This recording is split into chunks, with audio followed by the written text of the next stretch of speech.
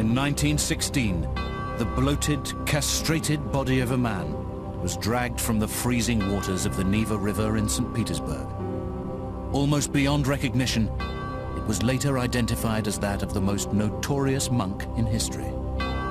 He's a superhuman force of evil at the heart of the monarchy. Hundreds of thousands of people died because of the incompetence of the government, of the ministry, and that ministry influenced by Rasputin. It's widely believed in the upper reaches of society that this man is really the source of all of Russia's problems. To his enemies, Grigory Rasputin was the incarnation of evil.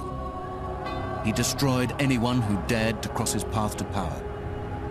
Implicated in murder, corruption, and the eventual destruction and execution of the Romanov royal family, Rasputin was instrumental in wiping out the 300-year-old dynasty and changing the history of Russia forever.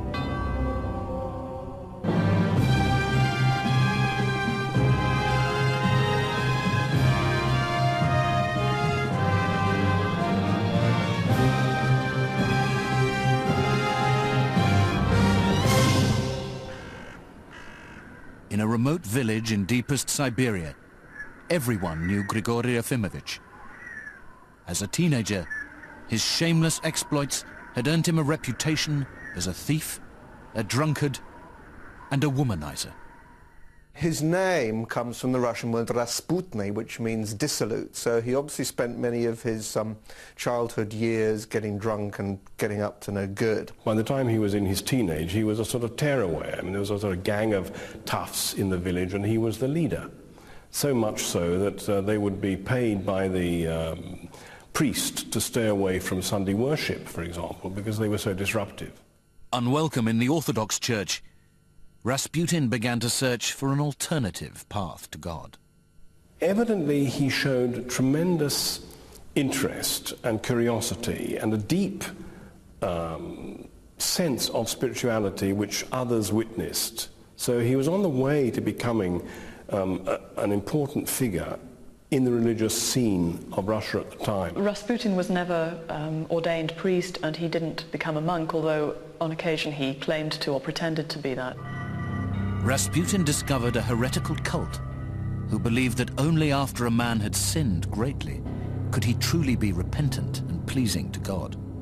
He's really the member of a sect, of which there were many in Russia. Rasputin's sect, probably the Khlisti as they are known, we translate that as the flagellants, the idea that they whipped themselves into a state of ecstatic frenzy where they had religious visions. And they, like many sects, believe that Christ was embodied in ordinary peasant people. The Khlisti rituals consisted of meeting in secret places, forest glades perhaps, or cellars, where they would whip and dance and twirl and stamp and chant themselves into a state of ecstasy, into a frenzy. In Russian it's called radienie. They would then engage in group sex, in orgies. And the purpose of this was both to indulge in the sin of the flesh, in order then to be purified, to repent, and to abstain once again. Despite Rasputin's involvement in the cult, he married a local girl and started a family. But he was not destined to play the doting father for long. He seems to have seen the light and went on a pilgrimage, so he claims, which probably means that he spent some years wandering around Russia and picking up the reputation of some sort of mystical type. From the very beginning, it was clear that Rasputin was different from other boys.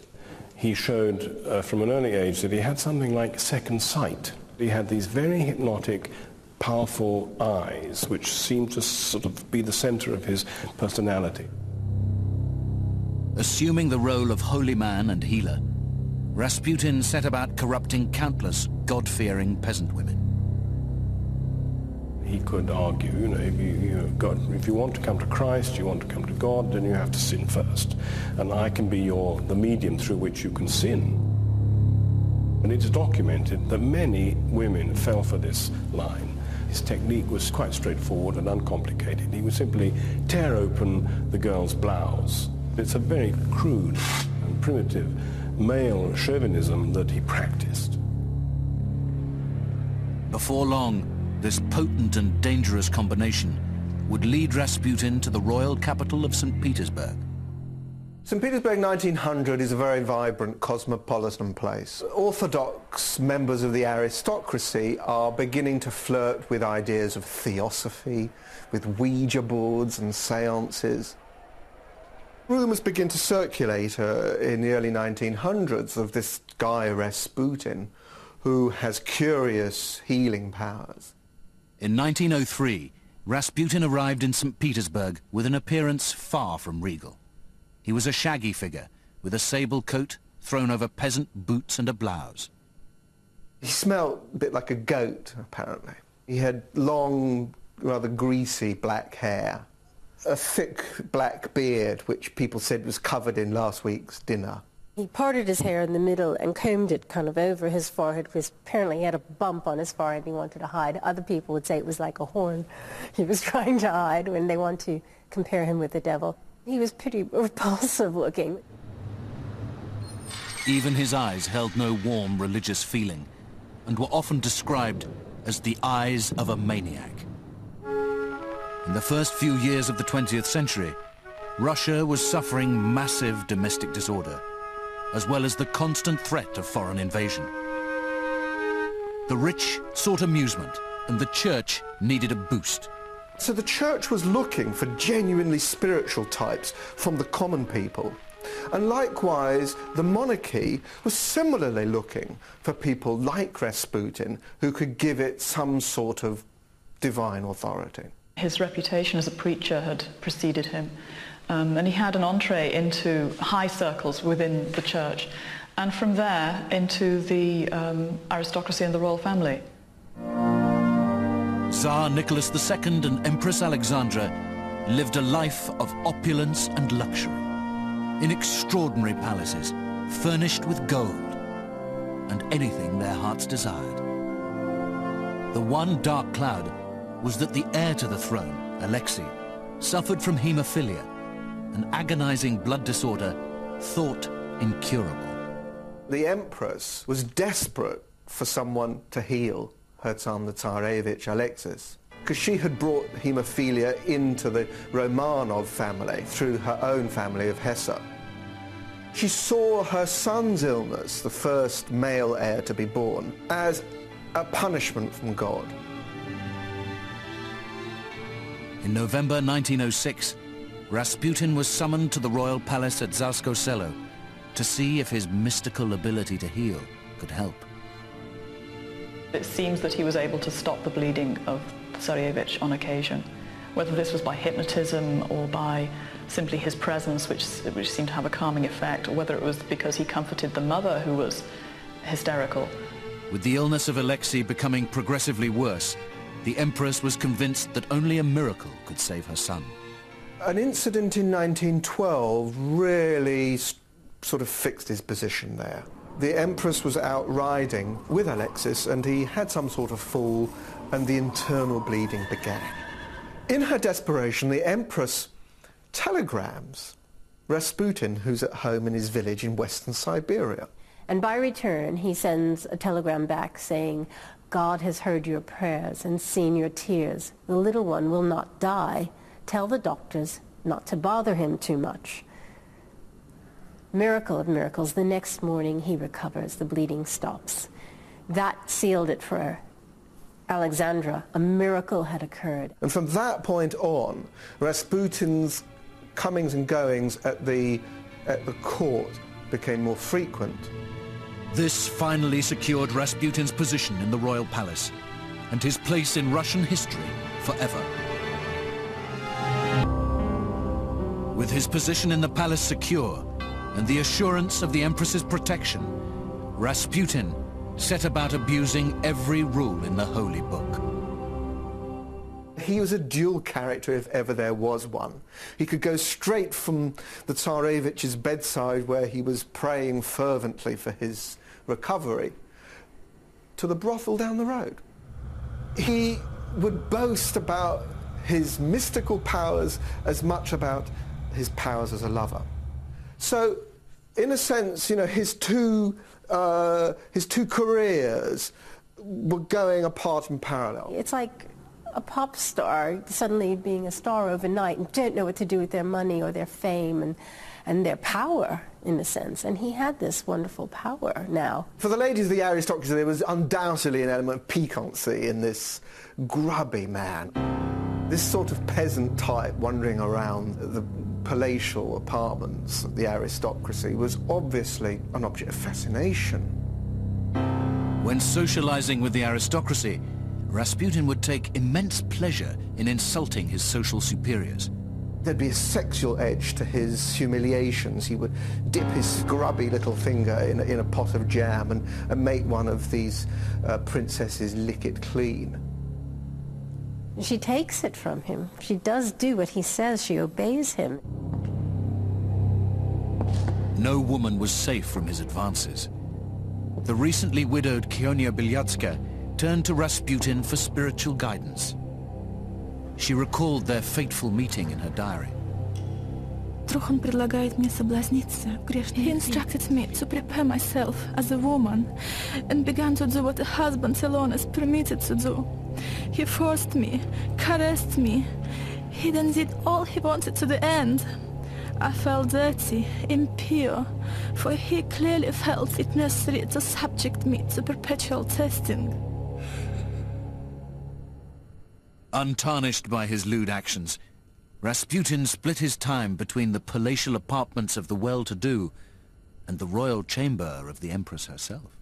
So from about 1912, he's a frequent fixture in the private apartments of the Empress, where he acts, in a sense, as her confidant, her confessor.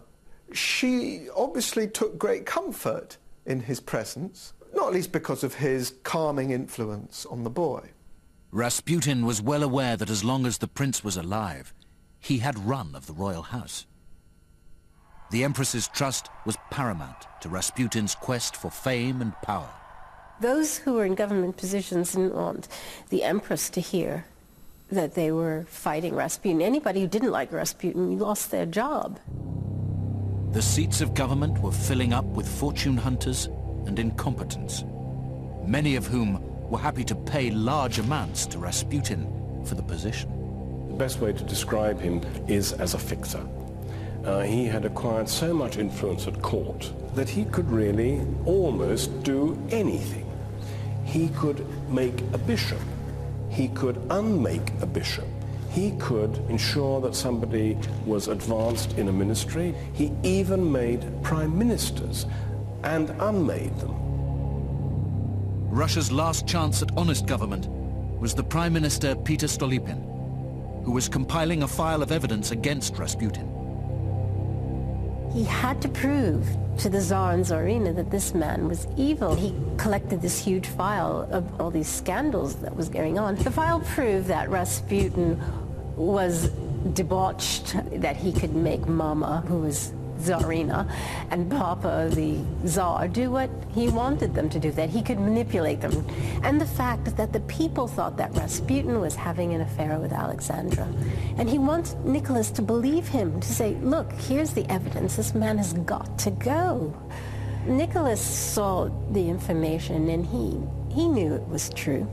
But when he showed it to Alexandra, she claimed it was all lies and that he was being persecuted because he was a saint, and all saints are persecuted.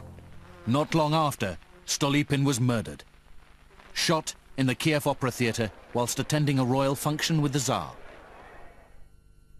With his number one enemy out of the way, Rasputin's corrupt influence on government was becoming increasingly evident. We had 4 prime ministers, I think 5 ministers of the interior, 4 ministers of agriculture, 3 ministers of war. Instability was seeping through the slack reins of government and onto the city streets. The St. Petersburg papers were bursting with letters from rape victims, crude cartoons, and articles rich with scandalous allegations. There's a rumour mill which is taking over, and Rasputin is at the centre of all this. And there were all sorts of companies producing postcards, stamps, souvenirs. There's one which is a picture of Rasputin standing behind the Empress with one of her breasts in his hand. And it says simply, "Samoderzhavie," the Russian word for autocracy. So his holding of her breast was a symbol of the autocracy, which was his hold on the whole Russian state. With the very framework of Russian society in disarray, Russia went to war with Germany. Papers were filling up with the names of dead soldiers. Russia is at war, it's going very badly, and the Tsar, in what was to be a fatal error, decides to take over the command of the army, leaves the capital, goes off to the front. And he leaves Alexandra in charge of the government. She is to watch over the ministries. That was her job. But she doesn't do this alone. She calls in Rasputin as her advisor. And from this period on, this is when he's at the height of his powers.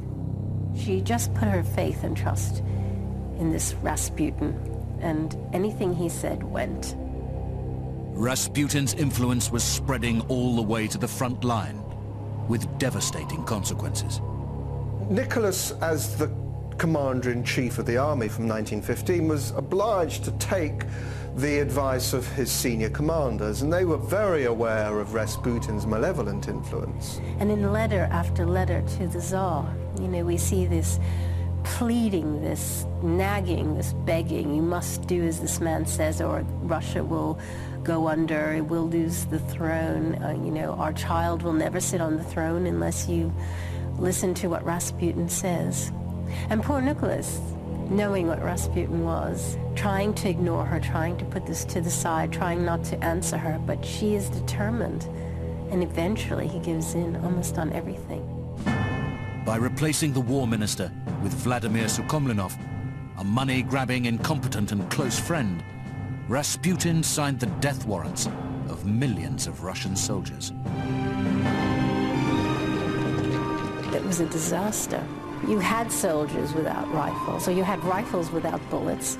In certain circumstances, they had bullets and rifles, but one didn't go with the other. And soldiers were in summer uniform, and winter was coming, and you had people freezing to death. They were basically engaging in a 19th century war against a 20th century enemy. They were being slaughtered on the battlefields, absolutely slaughtered. Millions of Russian soldiers were marching towards certain death. As the trenches were filling up with untrained teenagers, generals were taking their own lives. In 1915, the war turns dramatically for the worse. The German machine of metal breaks through the Russian infantry, forces them into a retreat. As Mother Russia mourned her loss, people were beginning to demand some answers. All fingers were pointing to Rasputin. Soldiers' letters back from the front all suggest that they explained the defeat of the army in 1915 as not just the incompetence of the government, but as active treason within it. Rumours were beginning to circulate that there was a pro-German bloc, giving the German commanders secrets about military manoeuvres, in which Rasputin and the Empress were the main culprits. Palace authorities tried to dampen the stories. Rasputin kept the fire alight by spreading wild rumors about his passionate nights with the Empress. There was one very famous occasion in the restaurant of the Yard where in 1915 he took a few prostitutes and began to get drunk and to play with the gypsy ladies, and he made these gestures with his hands saying, "Oh yes, I can make the Empress dance to any way I fashion." Rasputin once ran out on a balcony, waved his private parts to crowds beneath, shouting, "This is what rules Russia." What counts is not whether the rumours are true or not. It's the ability of these rumours to spread, enter people's mind as if they were truth. Rasputin had become a living legend, whose own judgment day was drawing near. Rasputin is demonized. The monarchists blame him for bringing the monarchy down.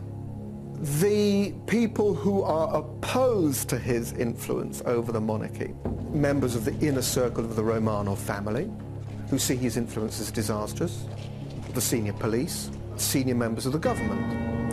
When all of these people decide enough of Rasputin, then I think the final story is already scripted. In the small hours of a cold December night in 1916, Rasputin was driven to the palace of the Tsar's cousin, Prince Yusupov, for what he thought was a secret tryst with a beautiful woman. When he turned up in his shiny silk shirt, best leather boots, ready to meet this beautiful hostess, he was invited down into the basement and given poisoned Madeira. It didn't seem to have any effect on him. He was given some cakes which had cyanide. Again, the guy seemed to be as robust as ever. At this point, Yusupov becomes impatient, goes to his office, collects a pistol, comes down again, shoots Rasputin twice in the side. Rasputin falls to the ground. They believe he's dead, and the conspirators take away his coat. In their absence, he gets up again, staggers out of the doorway into the courtyard, where he's found and shot again. They begin to think that he's actually the devil incarnate, and they can't get rid of him. Yusupov's frustration was so great that he allegedly castrated the man he referred to as Satan. They start beating him with a rubber truncheon and kicking him. They finally get him into a car. They then drive him away and dump him in the river, where he's washed up a couple of days later. Grigory Rasputin was finally dead. Within 3 months of his murder, the Tsar lost his throne, and the royal family were imprisoned and later executed. If there wasn't a Rasputin, they probably wouldn't have fallen so fast as they had, and so disastrously. They were really hated, and hated most probably because of Rasputin's involvement with them. The revolutionaries see him as the embodiment of everything that was evil about the old regime. And they use his image to frighten the people, so that if they betray the revolution, they will get Rasputin, they will get the Germans coming back, everything evil will return. Rasputin's body was later exhumed and burnt by the revolutionaries as a symbol of the complete annihilation of Russian imperial government.